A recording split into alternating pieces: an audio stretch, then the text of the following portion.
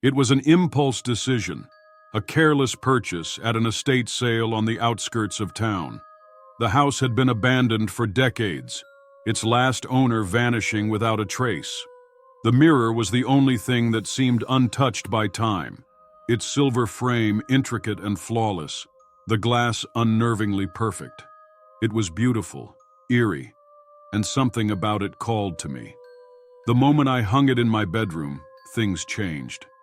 At first, the disturbances were small, a flicker of movement in my peripheral vision, gone the moment I turned to look.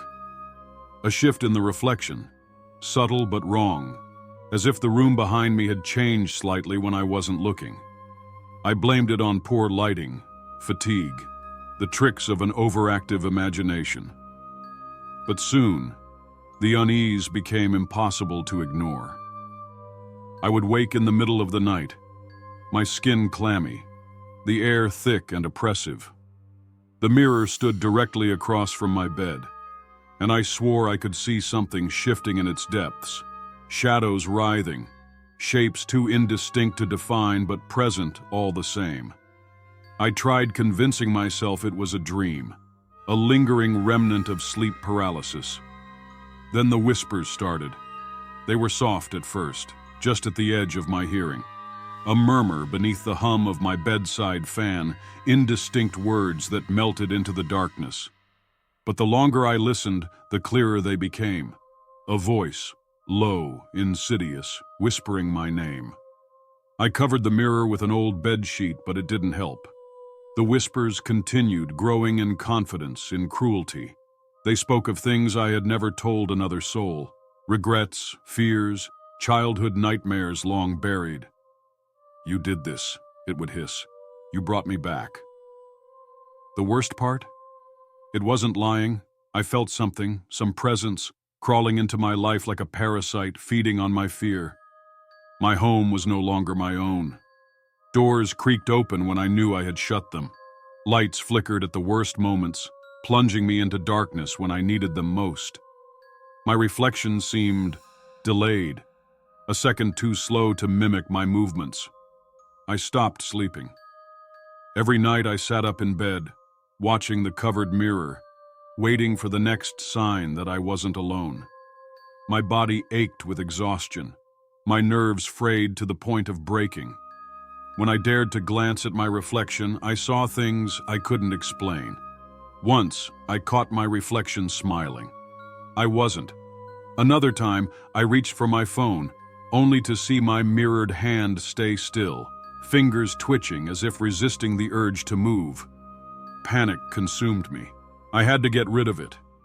I yanked the mirror off the wall, dragged it down to the basement, and threw an old sheet over it.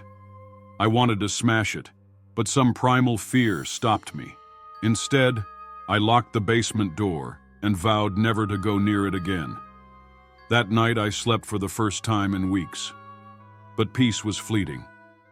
I woke to the sound of glass shattering. My stomach plummeted. I ran to the basement, my heart hammering against my ribs. The door was ajar. The sheet lay in a crumpled heap on the floor.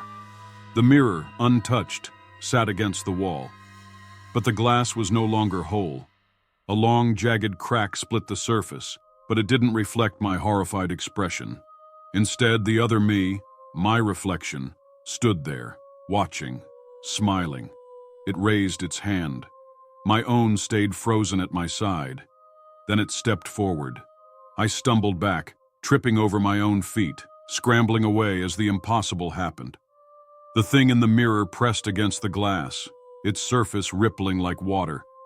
I could feel the shift in the air, a static hum that made my skin crawl. "No," I whispered, my voice barely audible. The reflection tilted its head, amused, and then with a sickening lurch, it fell through. Darkness swallowed me. The world turned inside out. My vision blurred and a sensation of weightlessness consumed me. I tried to scream, but no sound came. I reached for the real world, for my room, my life, but it was already slipping away. And then, silence.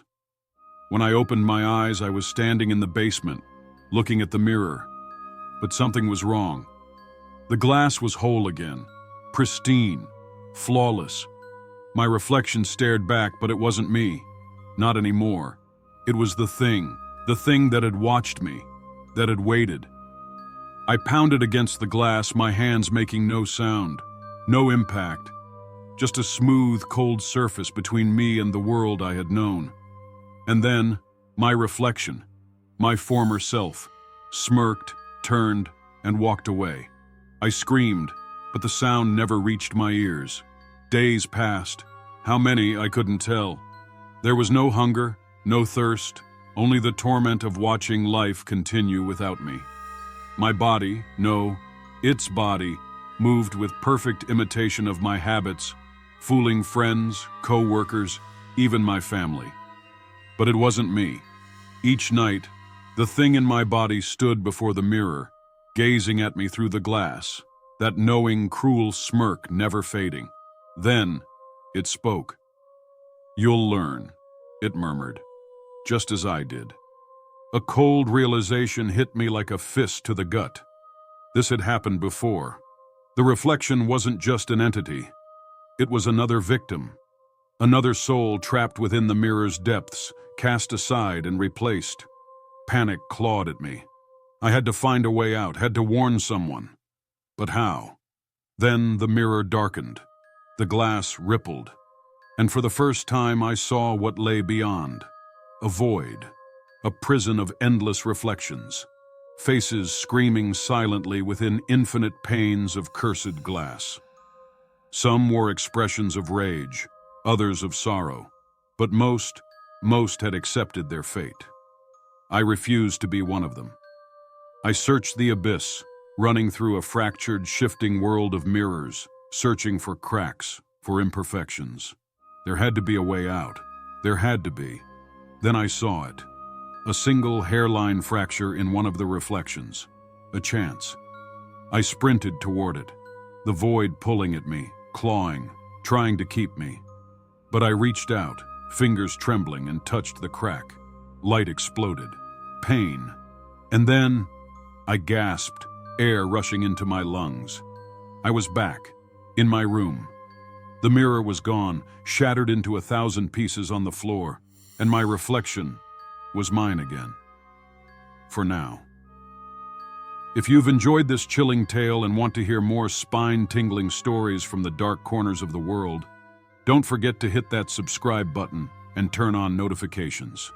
Stay tuned for more terrifying tales, unsolved mysteries, and paranormal experiences, right here on Haunted Chronicles. And remember, the darkness is never truly empty. There's always something lurking just out of sight.